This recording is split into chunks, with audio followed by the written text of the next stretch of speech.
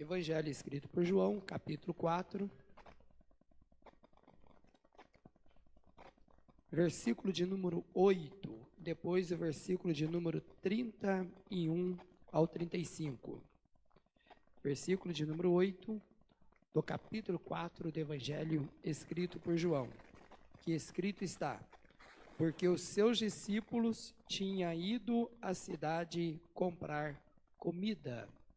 No versículo 31, entretanto, os seus discípulos lhe rogaram, dizendo: Rabi, come. Porém ele lhe disse: uma comida tenho para comer que vós não conheceis. Então os discípulos diziam uns aos outros: trouxe-lhe porventura alguém de comer? Jesus disse-lhe: a minha comida é fazer a vontade daquele que me enviou e realizar a sua obra. Não dizeis vós que ainda há 4 meses até que venha a ceifa? Eis que eu vos digo: levantai os vossos olhos e vede as terras que já estão brancas para a ceifa. Amém? Os seus discípulos foram comprar pão, porque foi necessário os discípulos sair daquele ambiente, por não fazer parte de um contexto cultural, social e religioso. Os discípulos poderiam se tornar um obstáculo naquela missão de Jesus. Como assim, pastor? Você vai entender daqui a pouco. Enquanto Jesus está dialogando com aquela mulher no campo missionário, os discípulos estão na cidade. E no versículo 31, diz então que os seus discípulos lhe rogaram, dizendo: Rabi, come, porque eles foram comprar pão e agora eles voltam com alimento. E alimento, obviamente, é aquilo que traz sustento, satisfação. E eles estão preocupados, obviamente, com Jesus. Então eles vão tentar insistir, rogar para que Jesus viesse a comer. E Jesus então vai lhe responder dizendo: uma comida tenho para comer que vós não conheceis. Então Jesus já começa a dialogar agora, não apenas com a mulher, mas Jesus começa a dialogar com seus discípulos, e ele vai usar uma metáfora. Ele vai utilizar aquele alimento físico e aplicar sobre o alimento espiritual. Jesus vai começar a apresentar aqui algo espiritual para os seus discípulos, e é tão interessante que Jesus já faz uma afirmativa, que a comida que ele tem, eles não conheciam. Por que Jesus falou desta forma? Lembrando nós que ele está em terra samaritana, lembrando que ele está tratando com uma mulher de Samaria, e na mentalidade dos judeus, a salvação era restrita, o Messias era apenas para os judeus. Sendo assim, Jesus está ampliando a obra missionária. Jesus está mostrando aquilo que nós entendemos hoje, pelo Evangelho de João, capítulo 3, no versículo 16, que Deus amou o mundo de tal maneira que deu seu Filho unigênito, para que todo quanto nele crê, não pereça, mas tenha a vida eterna. Para os discípulos, o Messias era uma propriedade exclusiva dos judeus. Isso é óbvio, dado-se as profecias, porque se pegarmos os enredos do Novo Testamento, como está em Mateus, no capítulo 10, no versículo 6 a 8, Jesus dá ordem aos seus discípulos dizendo: e diante das ovelhas perdidas da casa de Israel, e não pareis entre os gentios. Se pegarmos também Mateus capítulo 15, a partir do versículo 21, sobre aquela mulher cirofenícia, Jesus vai indagar dizendo que ele não veio senão as ovelhas perdidas da casa de Israel. Se pegarmos também João capítulo 1, versículo 11, o evangelista, ele narra dizendo que ele veio para os seus, porém os seus não receberam. Se pegarmos o próprio apóstolo Paulo, indagando isso em Romanos capítulo 9, ele vai dizer que ele poderia deixar Cristo por ele ser o quê? Israelita, pois de Israel pertencia o quê? A lei, a aliança, a promessa, a Torá. Então nós sabemos que o Messias vem para os judeus, é uma promessa para os judeus, mas a obra salvífica, aquela da primeira profecia de Gênesis capítulo 3, versículo 15, sobre a semente da mulher, não é para um povo restrito, mas é para toda a humanidade. Jesus veio para fazer a obra, ou para operar salvação para toda a humanidade. Tanto é, querido, que os discípulos não estavam ali porque eles ainda não tinham compreensão da obra missionária, da obra redentora, da obra salvífica. Isto é, que os estrangeiros e outras nações fora do judaísmo poderiam ser alcançados pela obra do Messias. Então eles não tinham esta compreensão. Por isso que Jesus afirmou: a comida que eu tenho para comer, vós não conheceis. E então os discípulos diziam uns aos outros: trouxe porventura alguém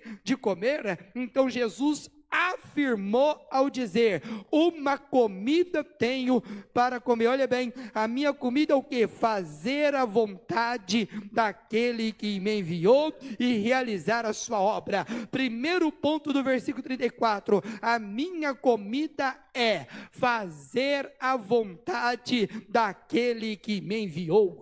Jesus está mostrando aqui, né, que a comida dele é fazer a vontade do Pai. A comida dele é fazer a vontade daquele que a enviou, que o enviou.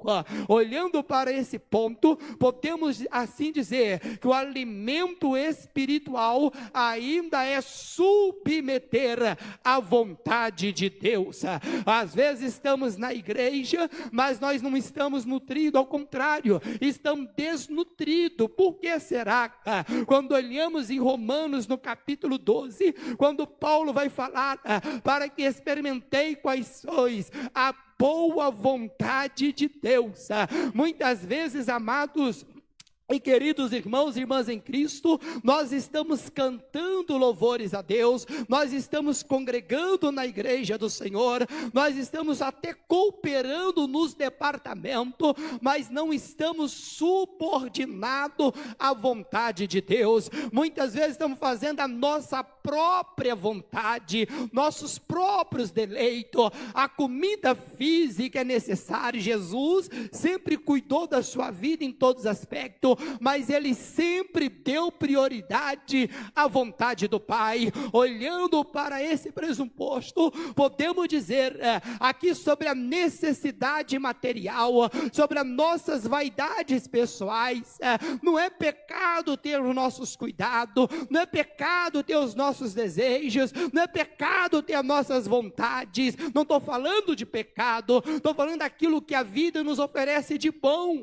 Não é pecado, mas é negligência valorizar muito mais a minha vontade do que a vontade de Deus. Permita-lhe dizer que Jesus está falando para eles: olha, a minha satisfação não é satisfazer a mim com coisas materiais, mas é satisfazer em buscar a vontade daquele que me enviou. Se nós entendemos isso, nós vamos ser nutridos espiritualmente, porque infelizmente, meus amados e queridos irmãos, estamos vivendo dias onde homens e mulheres se entregado cada vez mais à sua própria vontade. Isso até mesmo dentro da igreja. Quer ver um exemplo? Aquelas pessoas que dizem que fazem a obra de Deus, mas faz do jeito que quer, fazem na hora que quer, faz quando quer. Isso não é obra de Deus, isso é obra de si mesmo,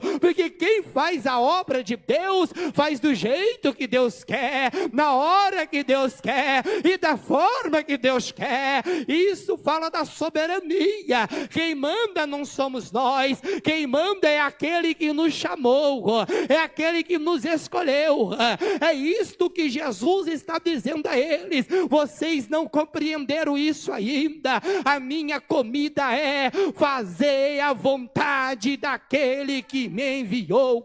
Se nós estivermos enquadrados debaixo da vontade do Senhor, nós vamos estar seguros. Se nós estivermos enquadrados debaixo da vontade do Senhor, nós vamos estar, meus amados queridos irmãos, desfrutando do verdadeiro alimento espiritual.